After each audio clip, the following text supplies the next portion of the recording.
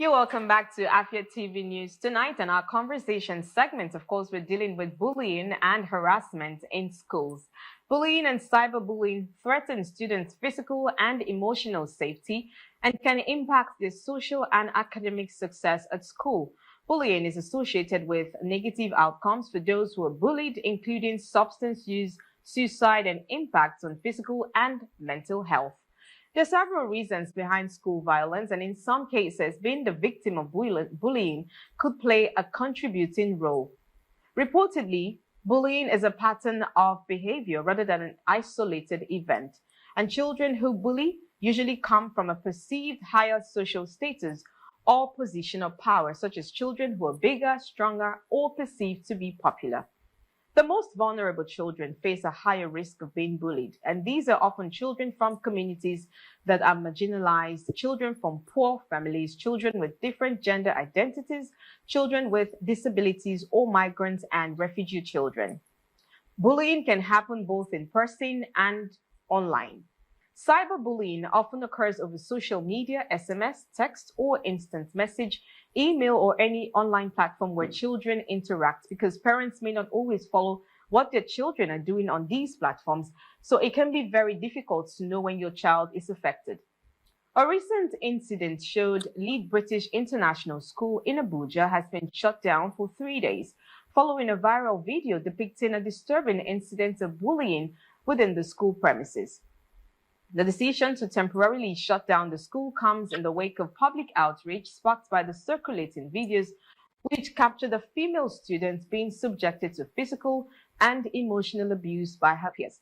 The disturbing footage depicted the victim being repeatedly slapped by another female student in what appeared to be an interrogation session. Well, joining me now to discuss this further is MARILYN Oma Anonua Usobunandu, and she's a media and social professional, founder, Oma Living Show Limited. Good evening, Oma, and welcome to the show. Good evening. Amazing. So nice to be on this show with you tonight. So we finally get you here. Nice to speak with you. Same here. I'm so delighted to be on air with you tonight. It's great. You're welcome. So, of course, Thank you. Let's start. Bullying in schools is actually not new. A lot of people were bullied from way back. And maybe if I think through, I may have been bullied as well. But of course, we coined it in as their seniors just being mean, But in the light of recent developments and advocacies, it's become very pertinent to speak about it. So please give us your perspective on it. Okay, thank you again for having me, okay? This is a topic that I love very much, okay? If you followed me on social media, you will find out that I'm always talking about bullying, cyberbullying, and everything in between, including rumors, slander, envy, and trolling. They are all elements of bullying, okay? And it is something I find very discomforting. It is something I find very disturbing. It is something, I think the gravity is so enormous, all right? And sometimes people seem to want to trivialize issues like this. Let me start by defining what bullying is, okay? So I'd like to define bullying as, intentional harm doing, hurting, harassment, okay, that is often repeated.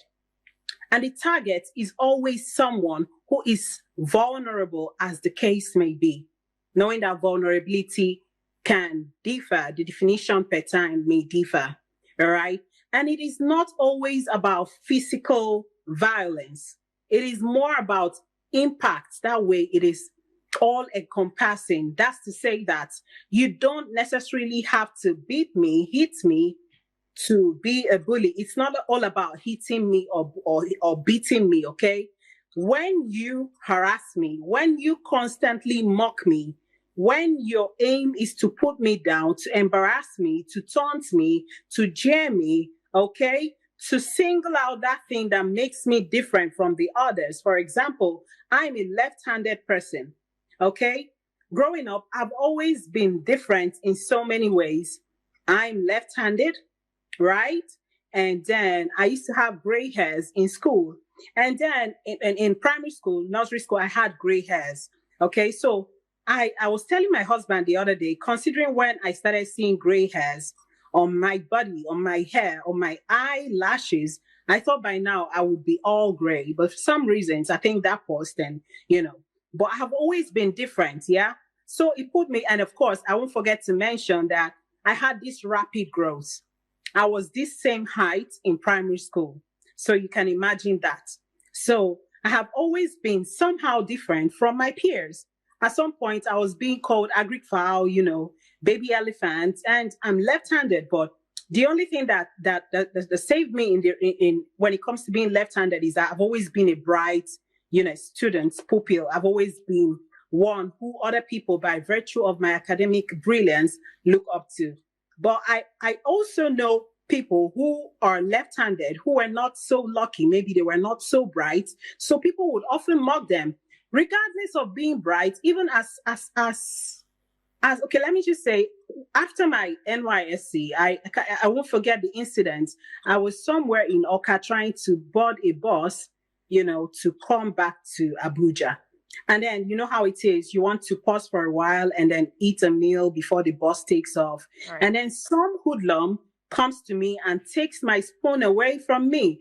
And, you must use your right hand. Do you understand? So it's something that I have experienced, and coming on to being an adult where we all feel that now I have money, I have fame, nobody's going to ever come at me. People will be scared to do certain things to me. But you find out that bullying goes beyond the academic settings of our primary school, secondary school. Like what I'm trying to explain and establish is that these bullies in secondary school, primary school, are now on the internet as well. So if we don't try to curb this situation, this nagging issue, as we can already see what's going on with Lead British School. I'm glad you cited it. Although I didn't follow the entire story, but I got bits and pieces of it. Bullying is gross. Bullying is it's bad, and it has to be stopped. I mean, it has a lot of adverse. Every implication of bullying is adverse. There is no advantage whatsoever to bullying. So yeah, that's my intro about bullying. That's absolutely correct. Well, there's another conversation ongoing about the reaction of the parent or the relative whose daughter was bullied. Now, some people have outrightly condemned the act of the relative, saying she also bullied the other girl by slapping her, and the fact that she was being filmed, also stripping her of her rights as a child. What's your take on that, seeing that we might not be able to control how people react?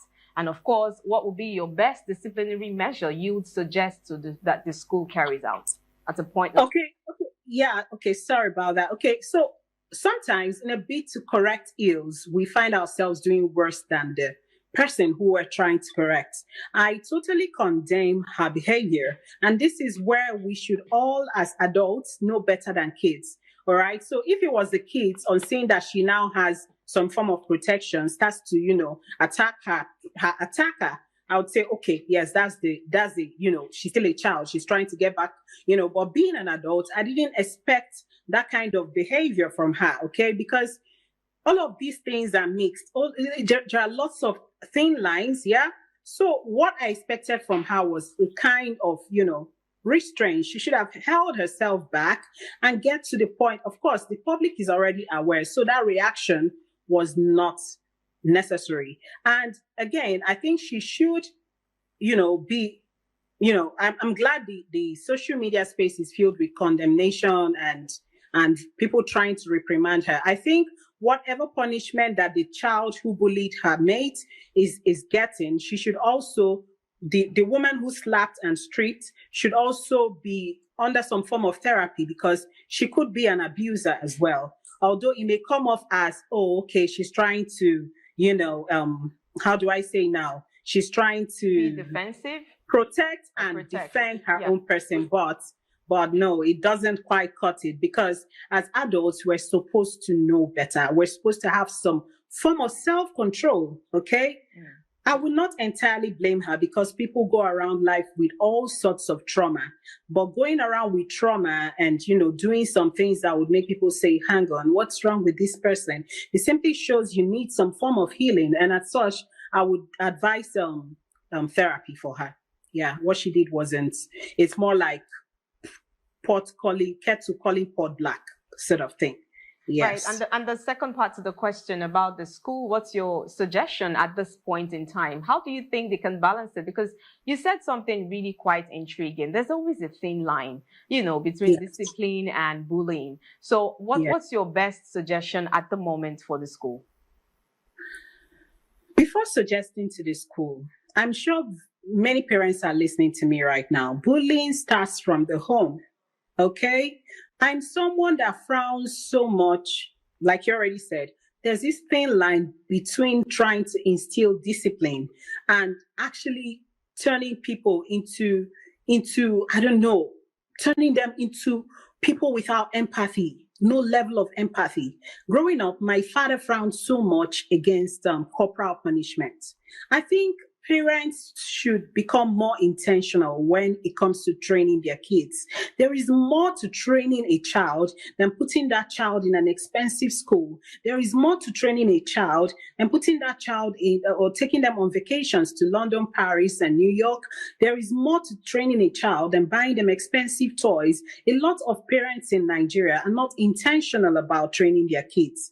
All we want to show is, oh, my child is in the most expensive school. Well, you do not know this child. And when they do anything, you raise something and hit them. And they start to think that's the way of life. And some of these children, they come from very abusive homes. They watch their parents fight. They watch the father beat the mother. They watch their mothers beat the house elves. So these things they carry on to the school. And of course, the contents they watch on TV, Netflix, YouTube, and social media, all of these things have to be watched. And for the school, when we move from the family, from the homes to the school, it's still the same problems. You find the school owners worshiping and idolizing people, simply parents, because of money.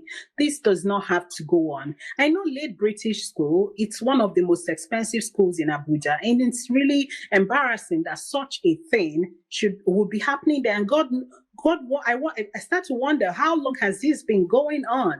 Do you understand? So I think that the school has to make the place safer for the children, regardless of their background. For any child to be in that school, they are paying their dues to be there. So nobody should be favored above the other. So if a child, they should leave a situation where it's not the normal parent-teachers meeting. There should be a situation where children should be allowed to keep, their feedback notes into anonymously or whichever way, into boxes where parents can access and read themselves and find out what's happening in the schools. Because sometimes they cannot talk to the teachers directly because the teachers are going to tell them, no, we can't do that. Maybe the child who is the hoodlum is the one contributing the most to the school's facilities and building of the schools and all of that. So you find out that in the schools there are lots of segregation and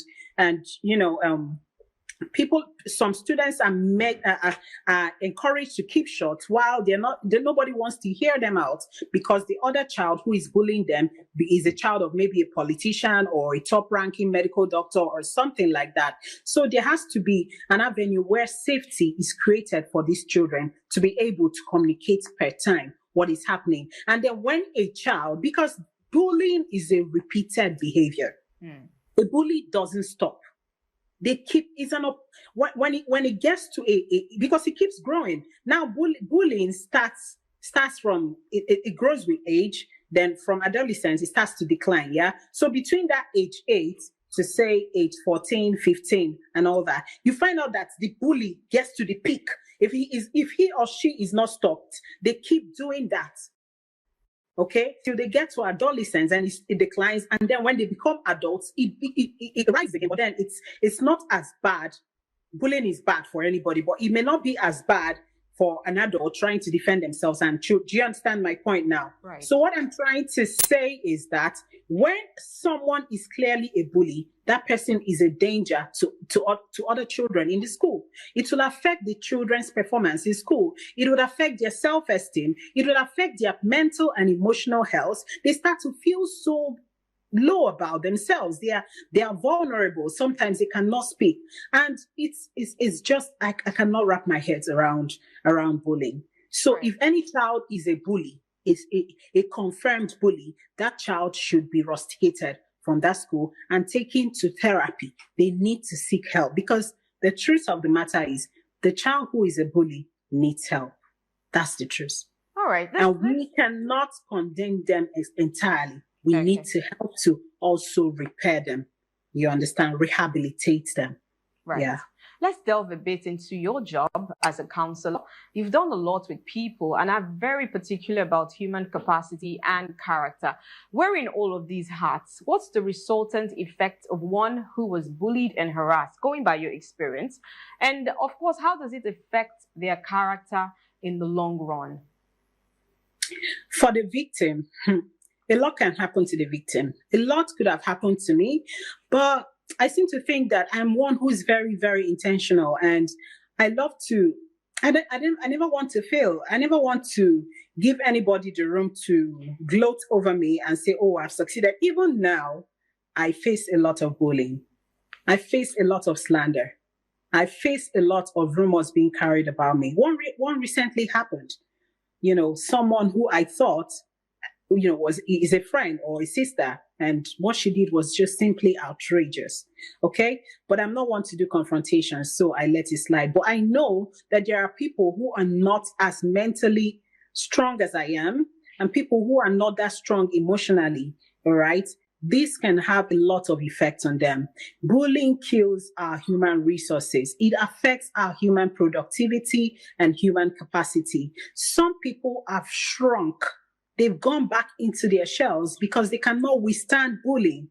Do you understand? And what does that do? People's dreams are not actualized. Sometimes someone can attempt suicide because of the ills that are being spread about them. Remember, I said that bullying is not just about violence. It's not just about, oh, they hit your head. Come on, shut up, sit down. No.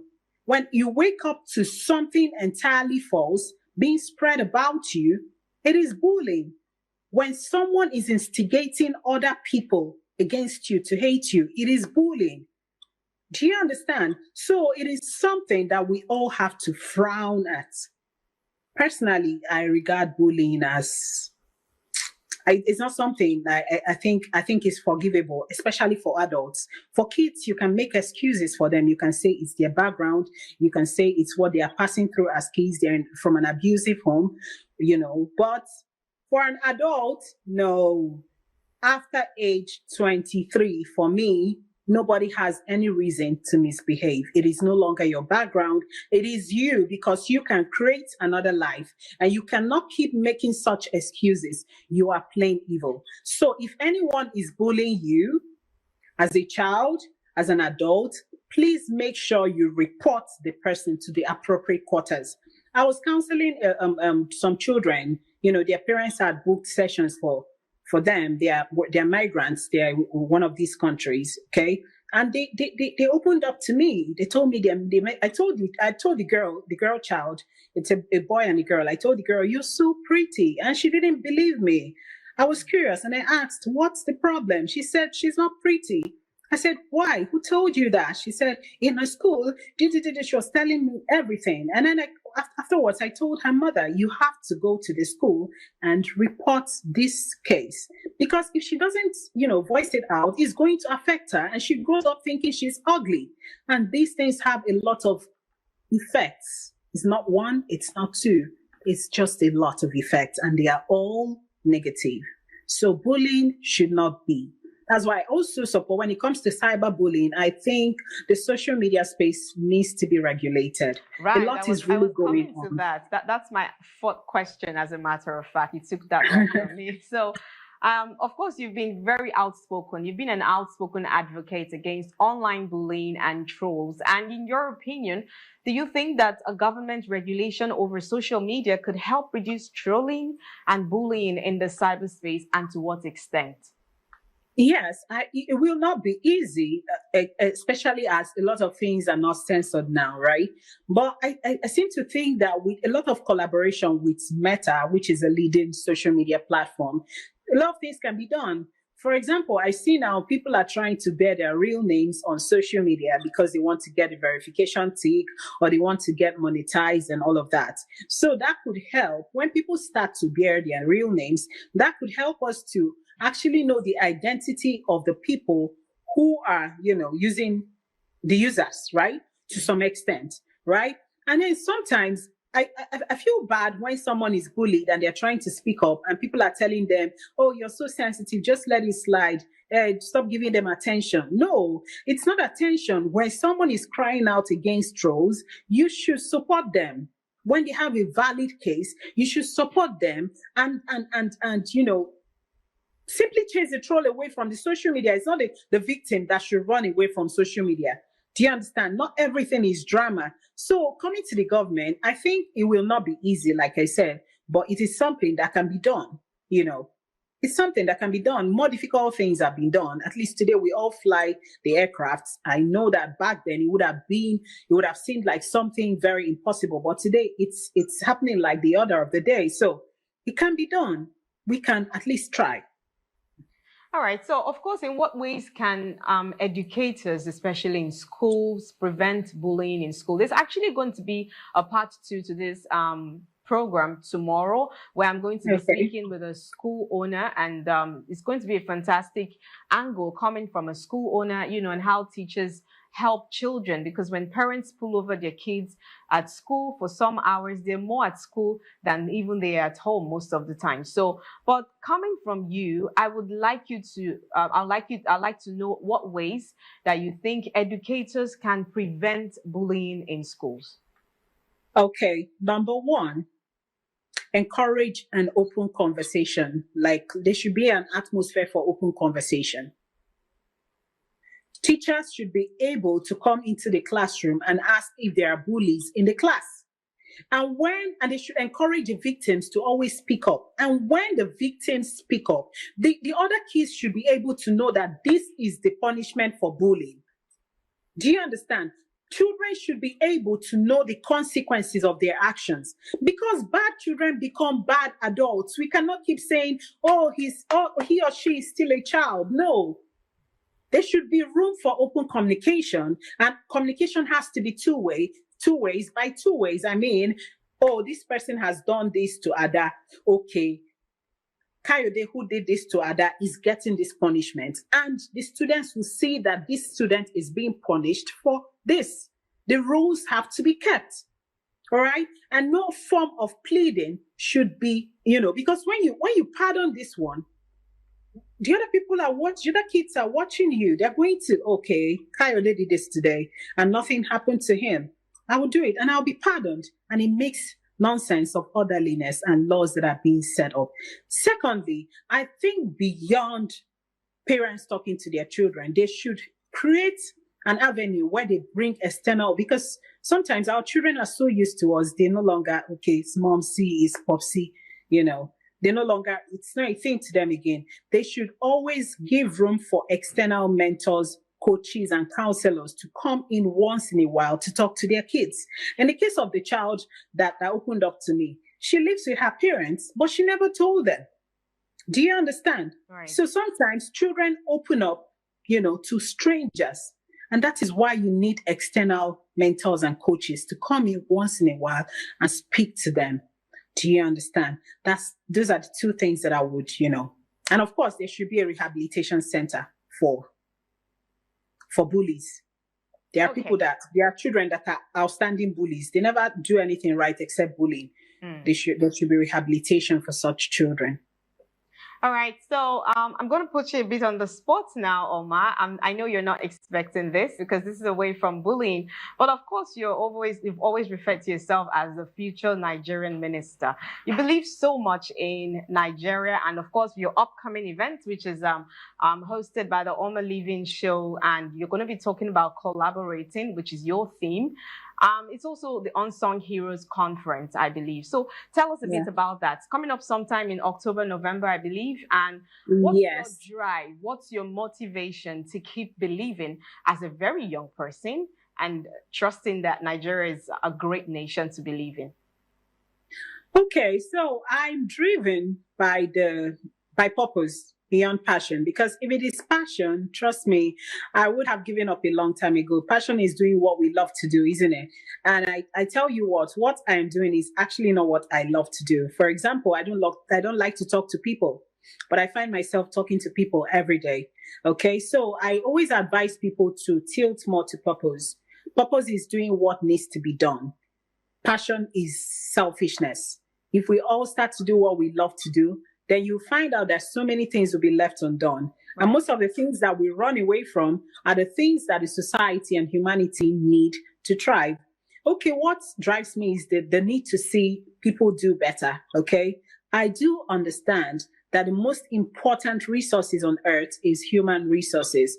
And I am actively devoted and dedicated to seeing that that the people that pass through me become the best that they can possibly be. Okay. So if you don't believe that you can, once you encounter me, you find out that you start believing that you can fly without wings. That's what I do to people. So the Oma Living Show Unsung Heroes Award and Entrepreneurship Conference is just one of the products of my brand, the Oma Living Show Limited. Okay. So it's all about encouraging people, bringing unsung heroes to limelight, making people see and believe in their abilities, upholding entrepreneurship, leadership, and human capacity development in Nigeria. And so far, we have given life, hope, and encouragement to so many entrepreneurs, young leaders, and people out there, people and brands. So it's all about promoting Nigeria. It's all about promoting made in Nigeria. It's all about removing every form of inferiority complex from people. You see, our society is more about celebrating all sorts. I don't want to start calling names or giving instances, but the Unsung Heroes Award is about recognizing the people who actually make impact. But for some reasons, they are being overlooked. We see this happen all the time because they may be overlooked because they don't have a lot of money. They don't look flashy. They don't have godfathers, but you can see that they are doing something really substantial. They are doing real work to make our society better. So what I do is to encourage these people. So it's not all about fame.